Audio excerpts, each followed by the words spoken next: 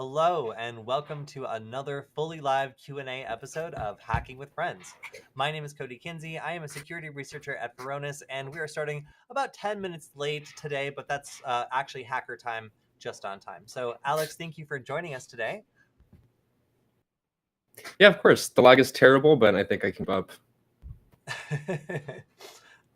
So we just got back from Defcon, and it was absolutely crazy. We got to meet a lot of you there, and it was really, really exciting.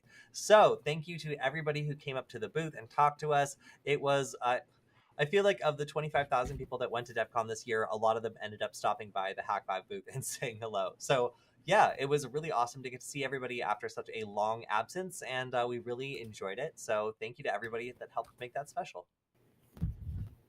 Oh yeah, that was a really hectic event for us. I got there pretty much like at the last second, discovered that we didn't have like any advertising for the Nuggets on the Hack5 booth, but we managed to pull it all together at the last second with lots of help from some of our friends. So that was real great. Yeah, we definitely got a lot of help from our friends. And also, so Alex, do you want to talk about what it was like to launch your Nugget at the Hack5 booth? Chaotic and stressful, if anything. So first off, like not having the actual like advertisement for the Nugget there confused a lot of people. Just like seeing this random cat shaped thing there, they're like, "Oh my gosh, what is this?" Piqued a lot of people's interest, but having to be a salesperson for this thing throughout the entire conference was quite stressful, especially when we were basically like actively developing features on the daily, like as we were like handing out Nuggets at the booth. Like I was just like also working on software as well between like every break that I got. It was really fun. It was rewarding though. We met a lot of really cool people. Lots of people were stoked about the Nugget as like a thing that supports DuckyScript, which has been around for a while. It was really cool getting to introduce this to the community. Yeah, it definitely was. And I really enjoyed the fact that we got to really refine like what people were looking for when they would ask like, hey, what is this thing? Like there's so many things it can do, and there's only really a couple things that people were interested in when it comes to picking up a Nugget or seeing whether or not they want to get one versus like a USB Rubber Ducky, which actually sold out on the first day. So I learned that for people who were looking at our USB Nuggets, like they tended to respond more to like, oh, this is an educational platform for developing DuckyScript and selecting like any DuckyScript payload you want. It's a super easy way of going through and making that a really, really fast development cycle. And also, if you're a beginner, you know, it's a cute cap-shaped board that will help you get better at writing HID payloads, as well as deploy some really, really cool ones that involve Wi-Fi and some other interesting features. So overall, it was a lot of practice in like how to take a device that's kind of complicated and like there's lots of things you could do with it, and instead just focus on like the core things that people really want out of it. So that was a lot of interesting conversations and made me reflect a lot on what kinds of features we would want to add in the future and what kinds of other devices are out there. So a lot of people have also compared, you know, the Nugget to something like Flipper, which is also like an animal themed hacking tool that is kind of inviting the community to participate and build new things. So they actually had some really interesting demos that were centered around their device. I got to see a really cool car hacking demo from someone who came up to the Rob, who came up to the Hack5 booth and actually walked me through how he can unlock basically any Honda, I think it was like a Civic, using a flipper and a code that is just repeated, and it's not even a rolling code that allows you to just unlock the door. So we saw lots of cool other hacking devices out there, and it was really cool to be able to be one of those people who is putting out hacking devices that people were excited about and doing all sorts of cool things with. So if you are one of those people that bought one, first of all, thank you for letting us breathe for a couple of days. I know there might be bugs or errors or other things that like might need to get fixed, but it has been an exhausting experience, and we've enjoyed taking a couple days break. So also somebody in the chat said that they appreciated our cardboard advertisements. So I had our friend who's an artist draw like a very rough picture of the Nugget, and that was something that we had up at our booth, and I think that did attract some people. So if you were one of those people that saw our cardboard advertisement and decided to support us and grab one of the USB Nuggets, then we definitely appreciate that. But yeah, so Alex, what was your takeaway from con? What do you think your favorite moment was?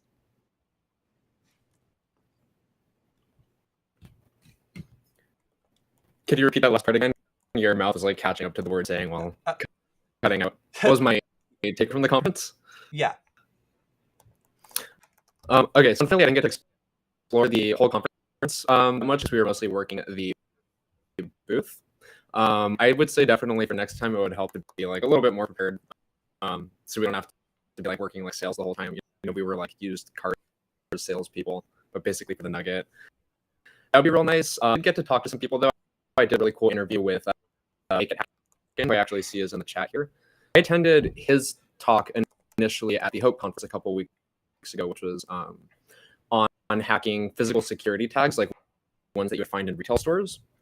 So I got to do like a short little interview with him at Defcon, actually, featuring some of the different bypass mechanisms that he covered, and also got to shoot some pretty cool B-roll of different ways that security tags could be bypassed.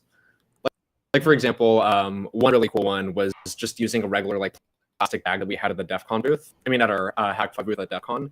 It was like one of the thank you bags that we were like packaging random stuff with.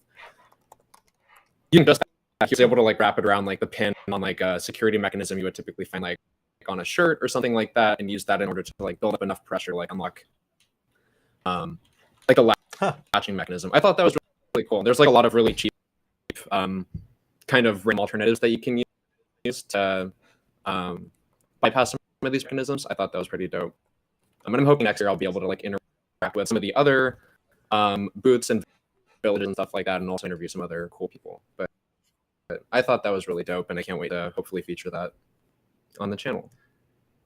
Yeah, so somebody said also that they really enjoyed our Welcome to the Nug Zone sign. So if you want to switch over to my screen briefly, you can see some of our handcrafted signs were obviously a draw to the conference, I would say. This being the Nug Zone, Ask Me About the Nugget. And then we had our good friend Null User, who was also wearing a sign that just said, Ask Me About My Nuggies. So yeah, overall, it was difficult coming up with marketing on the fly, but let's see if we have that one. I also had to hand draw a couple signs myself. Hey, nice. Yeah, there we are.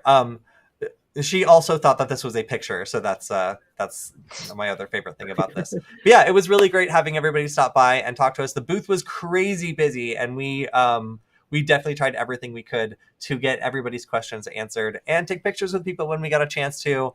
But there was so much stuff going on there that it was hard to keep track of all of it, honestly. And of course, if everybody didn't stick some googly eyes on something, then did you really go to the conference? So that was a lot of fun as well. Yeah, so if you didn't grab a badge, they were these electronic badges this year that were able to take samples and like modify them. So if you're an audio person, if you really like making music, then this was a very cool way to get started with it. My badge, I programmed to be an automatic cat summoner. So I would make it whistle, and anytime I would press a note, my cat would hear it and respond because it's my whistle. Although my friend also managed to get the sound of a rubber chicken being squeezed violently. And that was also a really, really good sample from which many excellent sounds came from. So that was really, really cool. So another thing that happened, if you didn't notice it, was there were some Hack 5 tools that came out. So one of them was the Wi-Fi Coconut. And I was so excited to try this today. I went ahead and took my computer that I was all set up to stream with and decided, hey, let's go ahead and install this. And guess what? It required a full operating system update in order to use it. So that's why I had to hastily switch to this laptop, and part of why we were 10 minutes late. So if you're going to use your Wi-Fi Coconut, make sure that your macOS computer is fully updated, because otherwise you're going to have a long update and it might randomly restart in the middle of when you're streaming. Fun fact. But aside from that, it looks like a really awesome device, and I can't wait to get started with it. The documentation for it looks pretty good, so I'm going to take a look at that, and I would have reported on this if I didn't need to update my OS first. So we got a lot of questions about what the difference is between the Wi-Fi Pineapple and the Wi-Fi Coconut. Alex, do you, off the top of your head, remember what the difference between those two are? Yeah, I also was actually is my audio still like crapping out? Or can you guys hear me right? It's still pretty bad. It sounds like a connection issue, but I mean, I can mostly understand what you're saying. I'll try to power through this. Yeah, so actually haven't here with me. I haven't gotten to try it out quite yet, but basically this thing is more focused on like passive reconnaissance and different Wi-Fi radios built into this thing. So basically the distinction is that this should allow you to gather reconnaissance comprehensively on all Wi-Fi channels simultaneously, which is really cool. A while back, there was an interesting project that used basically like a whole crap and a pineapple stacked on top of each other. I think it was like the Wi-Fi cactus maybe. That was essentially the same thing, but in like a huge form factor. think I like initially demoed it at Defcon like some years ago. I think that was really cool. Or rather, I thought that was really cool. But that one also, that step allowed you also to comprehensively gather reconnaissance on all the different Wi-Fi channels at the same time. But this thing just basically slaps that all in this like compact form factor. You know, it's kind of cute. That is really cute. So your audio is still kind of choppy. Maybe if you're not connected to Ethernet, you could try that, Yeah, or maybe you could switch to your laptop microphone if it's actually the mic. But all right, so Wi-Fi Coconut, really cool, and obviously it's designed for passive reconnaissance, so it's not for sure. So Wi-Fi Coconut, is obviously designed for passive reconnaissance. So that means you're not going to be running Wi-Fi attacks on it. It's more something that you would be able to, very quickly connect to your computer and be able to capture on all different channels. And people kept asking me, like, why would I want to do that? And the reason I would give them is if you absolutely cannot miss a packet, on some other channel, if something's maybe channel hopping, or you want to make sure that you're getting everything, then it's perfect for that. Another thing I was saying is very fast war driving. If you wanted to be able to capture on all channels at the same time and not miss anything, and take advantage of a very limited access, then this might be the thing to use. So it's very cool, and I like it a lot. Obviously, people who want to do attacks with it are going to be a little bit disappointed, but it's kind of, just what it's for. So, all right, on to the next thing that came out that I think is really cool. So obviously the USB rubber ducky has been around for a while, but there's a couple, if we go over to my screen, new features that have been released on the YouTube channel. One of them is the new USB rubber ducky that supports the 3.0 DuckyScript. That's obviously super cool. We've got keystroke reflection, which is a weird way of exfiltrating data that I barely understand. I still haven't used it yet, so that's fresh and new, and even I am kind of learning what that is. And then, of course, we also have Payload Studio. So in order to take advantage of this new 3.0 DuckyScript, then what do you do? Like, how do you use it? Well, I did a little bit of Googling, and I know that I have one of these new duckies somewhere, and I will find it and do a demo on this because I myself am super interested. But there's a couple killer features here that look so cool. And so this is Payload Studio, or at least what I was able to find by just Googling. I was able to go in and see that there is actually great documentation for the new version of DuckyScript 3.0. So if I go down, I can see all these things that weren't previously available, like OS detect. What's this? That's interesting. So OS detection means that I can basically figure out what type of computer I'm running this on, and I can make a program that instead of being like a fire and forget weapon is actually something that is able to adapt itself to whatever target environment there is. So I can see if I use this OS variable, then I can presumably get back from the DuckyScript an answer to the question of whether it's Windows, Mac OS, Linux, Chrome OS, Android, or iOS system. So I haven't tried this yet, but presumably it would work something like this. If I wanted to make a payload that was sensitive to the operating system, I could say delay 300, something like that, if it's actually going to let me. Come on. Is it going to let me type? Yes, okay. So I could do, and I'll make this a little larger too. If OS equals Mac OS, then string, yeah, something like that. So in theory, I don't know if this is valid DuckyScript 2.0, but this is in theory what it's supposed to be able to do. It's supposed to be able to allow you to incorporate all these new functions and things you've never been able to do before into DuckyScript, and then just scroll down, way down, click generate payload, and look at that. My payload failed to compile because I did something wrong. Oh yeah, unexpected symbol macros. As I said, this is probably not valid DuckyScript, but hey, look at that. I also have valid feedback that's kind of letting me know what's going on. So if I try to recompile it, I can try to generate it, and then it at least tells me what's wrong. This is way better than just getting a compilation error. So I'll go back through later and figure out how to actually make functions and stuff in this. But what I like is that there's these little examples. So even not knowing much about it, I can get started making these example functions and using some of these new modes. So yeah, really awesome. If you haven't tried this before, I'm looking forward to it. If you got a new USB rubber ducky, please show me your new advanced DuckyScript payloads, because I would love to use some of these new techniques. There's a quick start guide. There is some more advanced guide here as well. So if you just got one of these, then first, congratulations. And second, I would love to be able to go along your DuckyScript journey with you, because I'm excited about this too. So yeah, I would say if any of you in the chat have any questions about the new version of DuckyScript, obviously I might not be able to answer all of them because it's new to me. But it does seem as though there's a lot of different things that we can do that we weren't able to do before. So I'm also going to go ahead and start taking some of the questions we had from our chat. So every week we like to go back through our videos and make sure that we answer any that are particularly interesting. So in this case, I've gathered a couple that were on the videos in the last couple weeks, and we're going to go ahead and answer those as well as some of the ones that people have asked in the chat. So also, if you are in the chat, I will go back and take a look in just a second when my co-host comes back from his audio issue, and hopefully we'll both Alex and I be able to answer some more questions.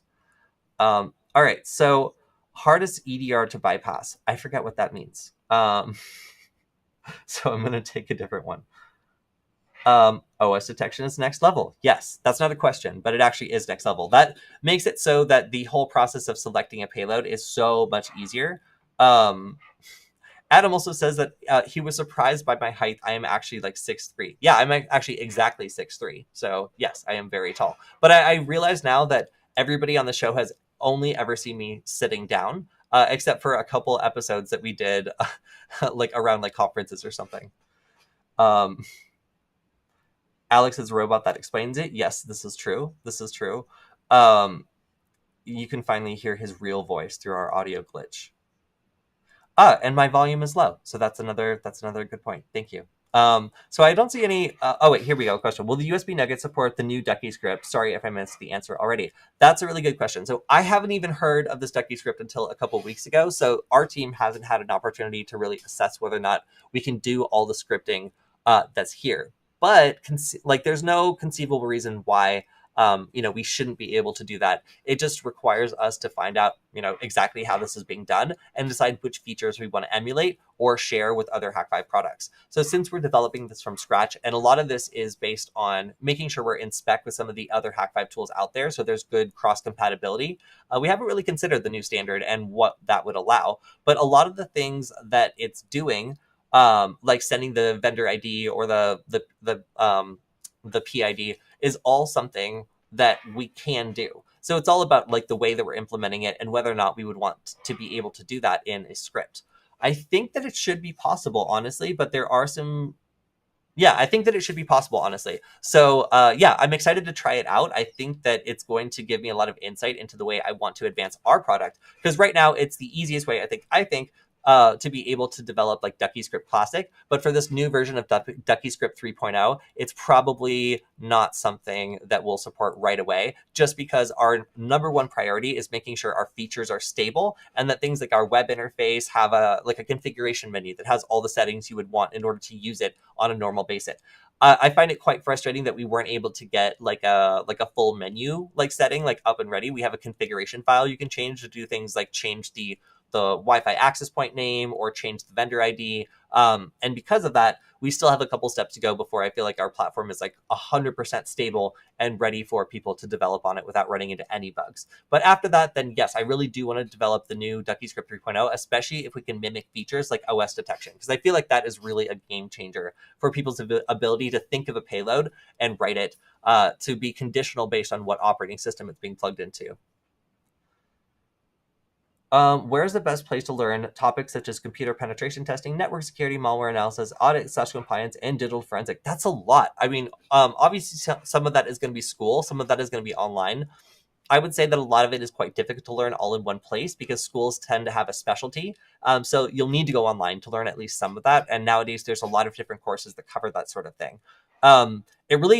You kind of have to focus on which parts of that you want to bite off first, because, there might be availability for one particular part and there might be no availability for the others. So yeah, I would say, honestly, going back to school for networking and doing a routing and switching Cisco class was free for me. And it gave me a tremendous respect for networking and an ability to understand how my networking tools were interacting with other computers, which was great. But also there were some other things like web application pen testing. I couldn't find a school in my area that was going to teach me web application pen testing. So like I couldn't just tell you like, oh, go to community college, because I had to go to community college and then also go online and use the Portswigger free labs to sharpen my skills and go from a total beginner to somebody who knows, a bit about web application pen testing, at least when it comes to authentication. So you got a lot of things you're interested in, which is great, but either you're going to need a focused cybersecurity program to tick off all those boxes, or you're going to need to go a hybrid approach and take the ones that make sense. Like, okay, like a routing and switching class is pretty easy to find at a community college. And a lot of them do have somewhat of a security focus. So that's something that could tick one of them off the box and also introduce you to a lot of other network engineers who are very smart and can give you insight into what else you might need to or want to learn, which I find very valuable. So I would say a hybrid approach, the things you can find online that are easy to use and easy to learn, like web application pen testing, like those are easiest to find online. And the stuff that's more traditional, like networking, really easy to find like a good community college class that can give you the background to be able to, pass whatever classes or whatever like certifications that you need. All right. Is the OMG plug good, or should I save up for better? It really depends on what you want to do. So the OMG plug is like a really nice, tiny little form factor plug that has the same web interface as the OMG cable and the OMG adapter and some of the other OMG products. It allows you to be able to, develop your scripts over a web interface, which is super convenient and cool, and also allows you to run either as soon as it's plugged into a victim's computer, or after it's been in that computer for a while, you can just connect to the web interface and run whatever you want. Very cool. And it has a lot of the same core features in that it can like do geofencing and all that stuff. So if all you want is those features, you're good to go on the OMG plug. But if you want something that is also a very stealthy cable, like today we were setting up for production and we literally had to test a cable to see if it was an OMG cable because it made us suspicious, and it was. And it had just been mixed into our stuff. So they're really sneaky and they are really easy to lose track of. And it's kind of a funny thing because frankly, it's easy to see how a victim would fall for it. If it was just put into their office or put into their home, like they're probably going to plug it in eventually. So I would say that is the big benefit of the OMG cable, is its stealth and its form factor. The fact that, in the role that you put it in, it's already plugged into the computer and has power. That is a pretty powerful attack. So if you do want something that's a bit more practical for like pen testing, then there you go. Like I would save up a little bit more for it. But again, a lot of these core features are really awesome for developing payloads or just for being able to take advantage of momentary access. And for that, I would say the plug is a pretty good option. All right. Somebody says that if they type in caps, they're bigger. That's true. Yeah, that is true. What is the use of the Coconut Wi-Fi? Well, the Wi-Fi Coconut is a device that is designed to allow you to monitor every simultaneous Wi-Fi channel. So all like 14 of them, depending on which country you're in. So that is really great if you want to be able to see everything that's happening all at the same time, although it does not support Wi-Fi attacks that I'm aware of. So it is purely a sniffing device for passive signals intelligence and reconnaissance. It is not for attacking. All right. I'm a fresh graduate student and want to be in cybersecurity industry. However, I don't know what is the best entry-level position to be in cybersecurity.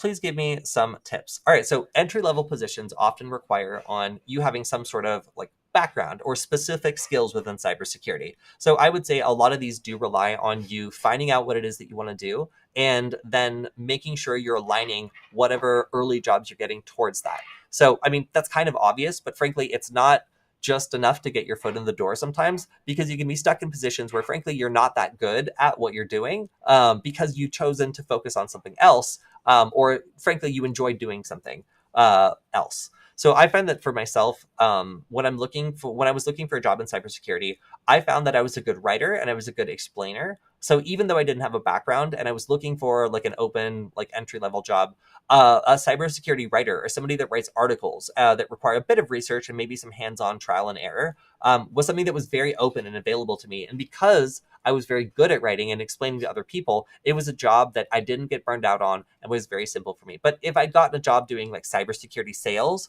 I would have hated that job because like I'm not good at that. I get tired out very quickly when I have to have one-on-one conversations over and over and over, and I feel like I'm selling something I'm not very connected to. It's just not a job that I really enjoy. So there's tons of different ways I could have gotten to my current job. And the most direct route is doing cybersecurity sales and then stepping up and doing marketing stuff and videos and whatever. But that's not the route I went. I went a completely different route because of the way that I learn and because of the skills that I have that are not maybe related to cybersecurity, but make me better and faster at what I do. So I would say when you're looking for a job in cybersecurity and it's an entry-level job, your other skills outside of cybersecurity, they could be innate skills, like just being very organized. And maybe suddenly you're really good at writing reports, and that's something that most people are bad at, you know?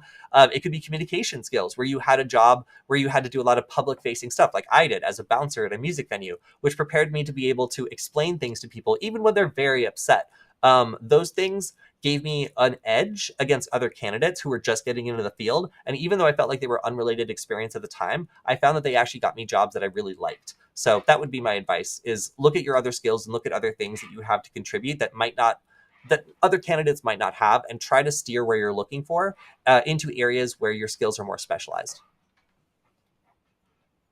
What is the roadmap looking like for the USB Nugget? And thank you, Jacoby. It's good to see you on the stream. So right now, our biggest revelation for the Nugget is we are becoming too big for just 2 people. So there's actually another developer that's joined us. His name is Brandon, and he is actually the creator of the Chicken Man game, which is a Wi-Fi hacking CTF game that I made back when I was going to Pasadena City College, which, by the way, is the home of Worf from Star Trek. And he did a really awesome job with this. We came up with a really, really fun CTF, and we did it for our school. So it's only natural that we work with people that we've kind of done cool Wi-Fi hacking and USB hacking projects with in the past. So getting set up and being able to start developing more aggressively so that we're able to make our product more stable and then start taking on features that bring us closer to other products like Flipper Zero. I was just kind of talking about how people always compare our product to that, but we're taking the opposite approach. We have a small team of like 3 people, and we're only making money from sales, whereas they did the opposite approach, where they were able to make all these promises and actually fulfill them, as crazy as it sounded, by raising like over $1 million and also getting a lot of very professional people involved. So we're kind of coming at the same problem from opposite ends, and it's cool because we get to see what kind of features people really like about their product and which features that people maybe really don't use so much. And that kind of helps us guide where we want to go in the future, because like we can, as we're developing the Nugget, see like, oh wow, developers have made amazing payloads for these sorts of things, but they haven't really touched these features. So that's why it's actually great to have other people in the space designing things, because we learn so much from them and we see what other people are doing with the Flipper, and that kind of is kind of like, it is kind of getting us excited about things we know that we can do, but we weren't sure if anybody was actually going to use. So we really hesitated to put in anything that wasn't like a core feature right in the beginning, because we just wanted to make sure that people would use it first before we went crazy with development. So so stabilization first, making sure that we're at least on parity to be like the best tool for developing DuckyScript payloads that you can use, with the screen and buttons. And that is really where we want to go first. And then after that, we're going to be hopefully teaching some other educational things. So the Nugget actually supports CircuitPython, and that's a really great way to get started designing your own prototypes. So if you ever outgrow the program we have natively on the USB Nugget, there's actually a whole lot you can do that we plan on doing some educational like Python videos on, covering making your own prototype HID device. So really fun. And if you like Python, then that's something to definitely look forward to. Hey, Alex, are you back? Yeah, I believe I am. All right, welcome. Hey, what's up? Just like more than half of the past few questions, but I caught the tail end of one of them that I want to circle back to real quick regarding like the USB Nugget roadmap and also future DuckyScript development. So I actually think the new version of DuckyScript is pretty kick-ass. I haven't gotten to try it out quite yet, but Darren gave me, where the hell is it? Gave me that new USB rubber ducky that looks really sick. That's like dual-sided, as like USB-C as well as the original like USB-A connector. But the new DuckyScript looks pretty promising. It's apparently like a full-fledged programming language, so it's actually Turing complete. So you can do stuff like loops and functions and like all that fun stuff, like variables that you would be able to do in a typical like programming language, which I think is really cool. We have a lot of issues already on the GitHub page for just our regular USB Nugget that we're working on tackling, as well as like features that people just keep like bringing up. If you want to switch over to my screen, if I can share that real quick. one of the more recent features that we actually just implemented like the day before we released this at the con was one of the most annoying issues was there was like a conflict if like multiple people were to plug in their Nugget, just that it had like the default credentials for like Wi-Fi and that kind of thing. As well as also we noticed that if you were to plug in the Nugget into like a Mac OS computer, the keyboard profiler would automatically hit this and detect that it was like not a Apple or like Mac compatible keyboard.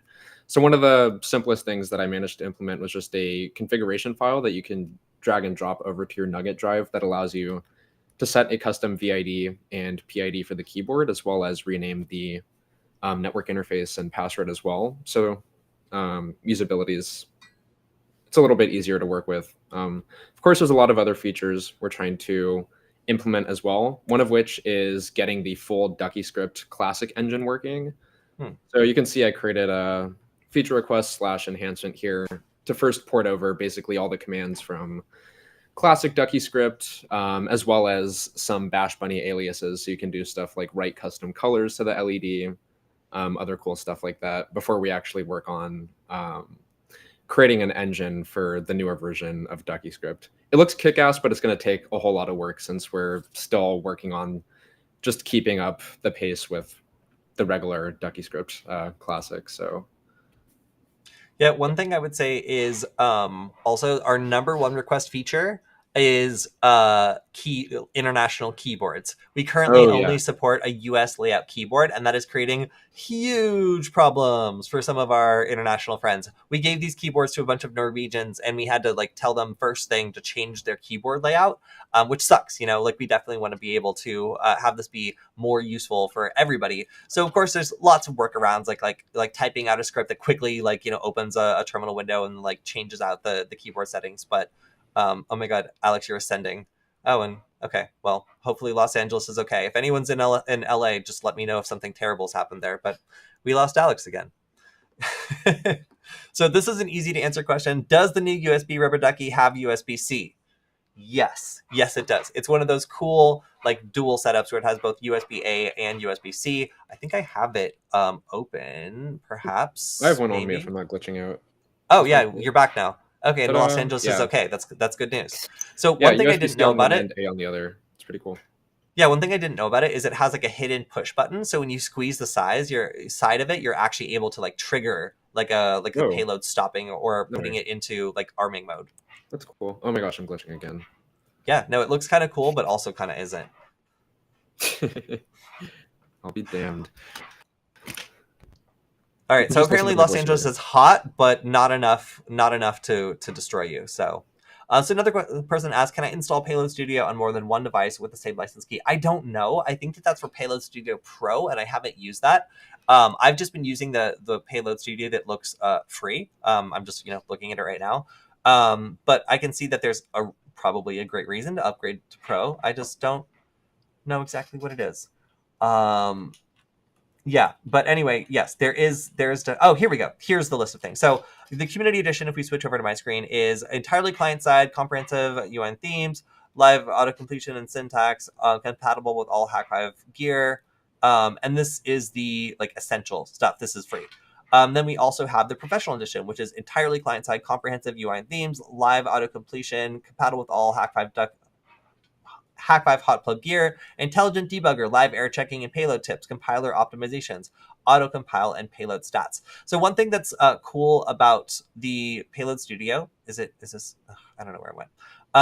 Is the fact that it allows you to select which device you're working with. So in the future, one thing that we might do is be able to see how this like all drops down. Just have one of them be the USB Nugget, and that way, even if we only support like some of the commands from the new type of DuckyScript, you would still be able to work with this in order to interact with the Nugget. I don't know yet. We're still working on that. That's something that we haven't worked with compiled files before. We've just been allowing people to do this in plain text as our kind of strategy for making it simple. But this is also cool. So we'll see what happens. But this is a way that we could add compatibility for the new version of DuckyScript just by allowing you to select like, oh, now I'm doing a shark jack, and this is going to be the way that one works. So there are a lot of options here for us adding compatibility for features we don't currently implement in the future.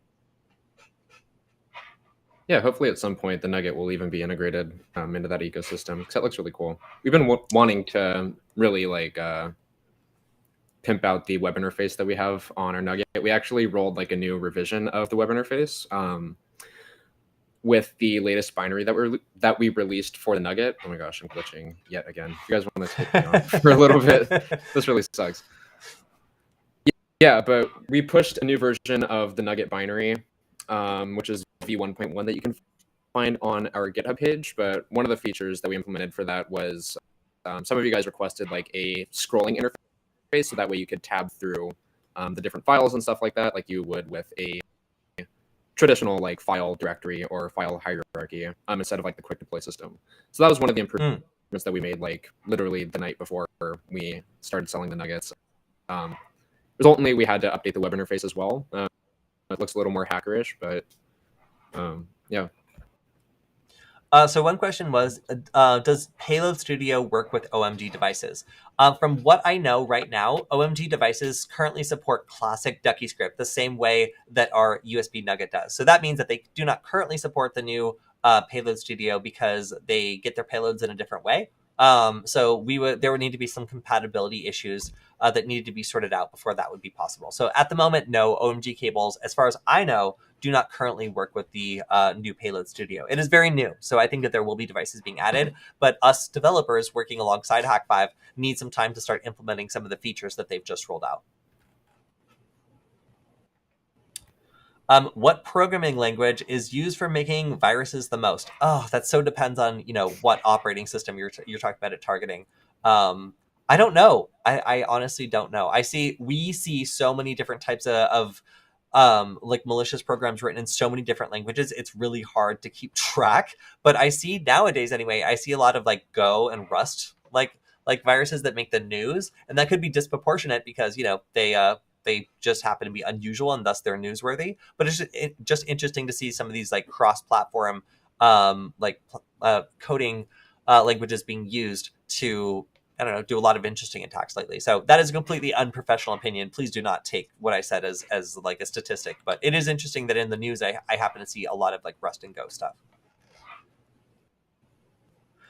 Someone also points out Payload Studio can be used from anywhere since it's web-based. That's correct. It is really easy to use Payload Studio to make payloads for virtually any Hack5 hot plug attack tool, just because, yeah, it works from anywhere, and you can just download the binary file and you're good to go. I also have to say that the operating system detection really makes it easier to write a script that does one thing if it's a Windows computer and another thing if it's a Mac OS computer. That just means that, you might not need a whole bunch of different payloads for different operating systems as a solution anymore.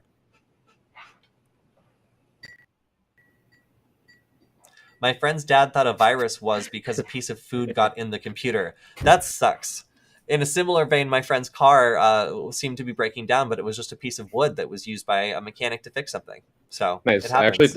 I actually talked to someone at Defcon who's like the entire like circuitry for their house got like screwed up because like a literal bug got stuck like in their wiring, so they ended up taking everything apart and like rewired something wrong and like blew up some like fuses and crap like that, all because like a bug flew into like their breaker or something. Thought that was funny. I also can't seem to get my camera working, so you guys will just have to listen to my voice. Yeah, even that's cutting out. All right, so also thank you for everyone being patient with us. I know some people are saying they might have gotten a faulty pineapple or they're doing some customer service stuff and they needed a response, but Defcon was exhausting. The majority of us just got back yesterday, so we'll need a little bit of time to get through the backlog. I know I personally have a lot of stuff that I still have to do before I can get to some of the open Nugget requests and customer service things that are open. So please be patient with us. We will get to you soon. It's just a very exhausting experience to manufacture like 400 of these devices in the space of about a month. And I'm sure Hack5 the rest of the Hack5 team is going through a similar experience. I'm trying to take down China's Pokemon Go servers, ? That's not really a question. But I mean, good luck to you. I don't know why you would do that. I don't know what the profit or the gain is, but everybody's got to live their life and find meaning in something. So I'm not gonna judge you. All right, so that is most of the questions that we've had so far today. Let me see if I have a couple of the questions that are from the chat. Okay, so one question we had is from set up a headless Raspberry Pi war driving rig. So this one's for you, Alex. Woo. It's how to make it all start automatically and how to make Kismet remember all of our settings so I don't have to bust out a tablet every time I want to run this. So I would probably, I forget what the configuration file is called. I think it might be the .bash RC profile or something like that. But you can look it up. There's a particular file that's loaded as the Raspberry Pi starts up, and you can basically just dump like whatever Linux command you want in there, and that'll run after it finishes booting. And the Raspberry Pi setup that I actually made for, I demonstrated it in a few videos in the past, like the creep detector and stuff like that. That's what I ended up doing. I edited one of those text files, dumped the Linux commands in there, and it would automatically load Kismet after booting up. If you want to do something like auto device detection for like the GPS or for the Wi-Fi dongle, adding like a udev rule in, I forget what the configuration file is, but if you look up udev, you can create an automatic rule that will profile for your Wi-Fi dongle or your GPS dongle and automatically initiate those with the GPS daemon / airmon / whatever you're using to interface with those. So I recommend looking into udev rules and also the bash RC. I've got another question for you, Alex. Have you talked about the next Nullbyte class in Los Angeles?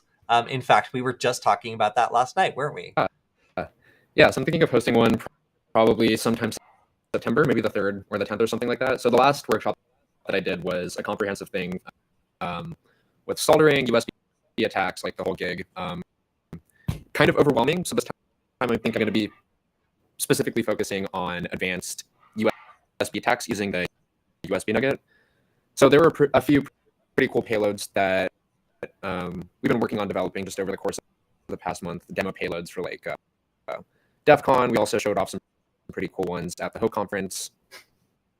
I want to basically give more of an in-depth thing, like give more in-depth into like writing some of these more advanced attacks. So I think that's probably going to be what the next topic is going to be about. Okay, so the 3rd and the 10th are the next dates, potentially for the next for the next Nugget-based workshops at Null Space Labs in Los Angeles. Still working out the details, but it's going to be something about advanced USB attacks. I have some pretty cool payloads that we're going to show off, like data exfiltration with canary tokens, some prank payloads, and then also hopefully some zero-day. Well, I guess they're no longer zero-day exploits, but stuff like PwnKit and things like that on a Raspberry Pi. Awesome. By the way, are you your microphone's still cutting out a lot? Are you using your laptop's microphone? Yeah. Okay. So I actually had to switch over to a completely different laptop because the other one was like overheating, but then this one isn't doing that well either. So once I plugged in the microphone and the camera, it just like overheated. So now I'm using the crummy built-in mic. It's quite unfortunate. I have to get a new laptop at some point. All right. So we have another question, which is, will you get a wireless Nugget lab? Will you do a wireless Nugget lab? Yeah. So at Defcon, one of the things we were releasing sorry, it's really glitching out. One of the things that we were releasing the Wi-Fi Nugget with was the Wi-Fi deauthor, which is something I've done a lot of different classes on. I've covered many times, and there are some very advanced features you can do with this that I really like, such as a beacon swarm attack and some Wi-Fi phishing attacks. So this is all possible on the ESP8266, and running it on the Wi-Fi Nugget is really fun and really cool. So if you're interested in that, then yeah, I can totally do that.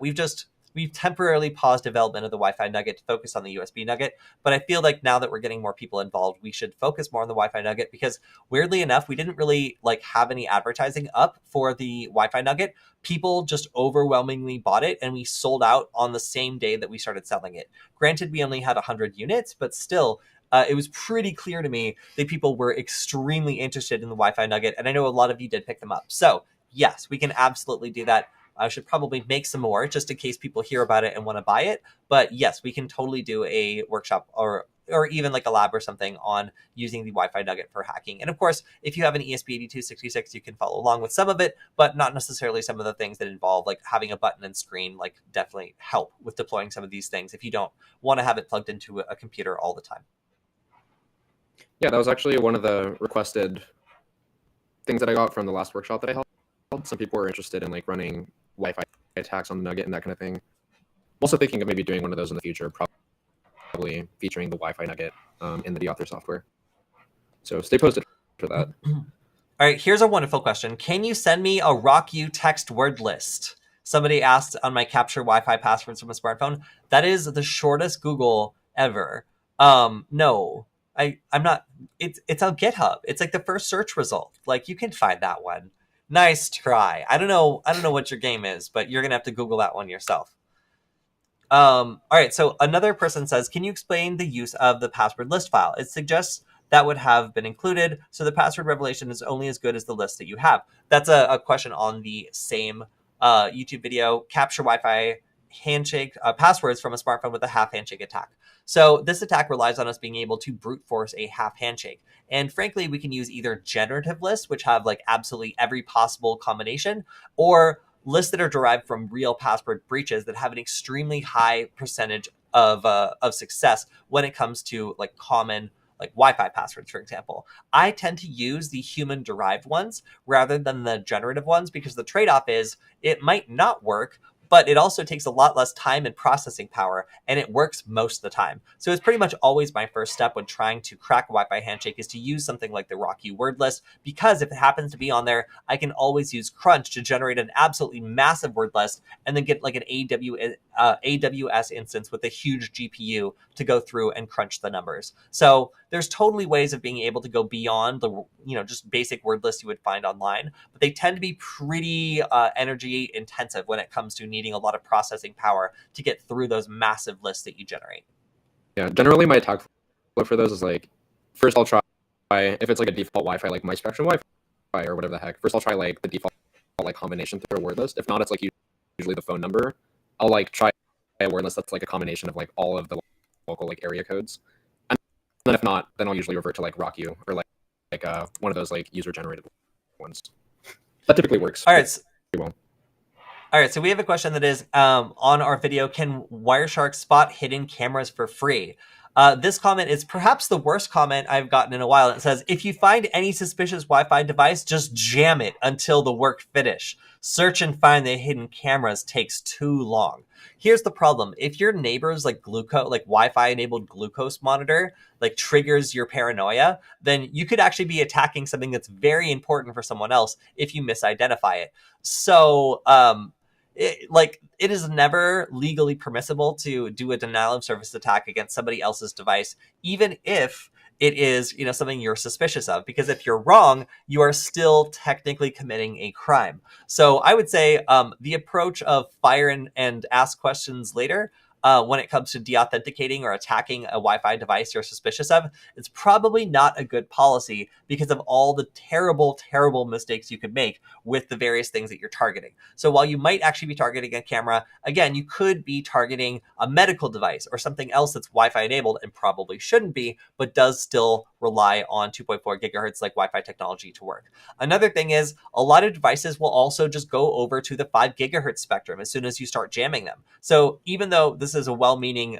piece of advice, it probably wouldn't even work. And at worst, it could be illegal and get a lot of attention called down on you. So please do not do this.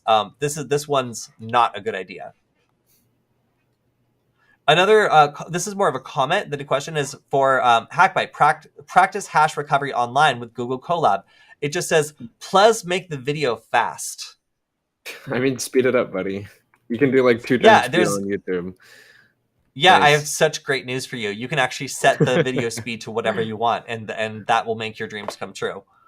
All right, another question is track your friends over Wi-Fi with the Wi-Fi Nugget. And the comment was, this will not work because of MAC randomization. Alex, do you have a response? This is your video. Was this the one featuring my Wi-Fi Nugget? Yes. Yeah, this is true. Typically what it's doing is it's just looking for known MAC addresses in order to determine if like someone is in the area. I mean, by default, most devices, at least that I've encountered, don't have MAC randomization turned on, so I've had some pretty good luck with that. I mean, yeah, if they have MAC randomization, then it won't really work. I know there are ways though to reveal like the actual underlying MAC.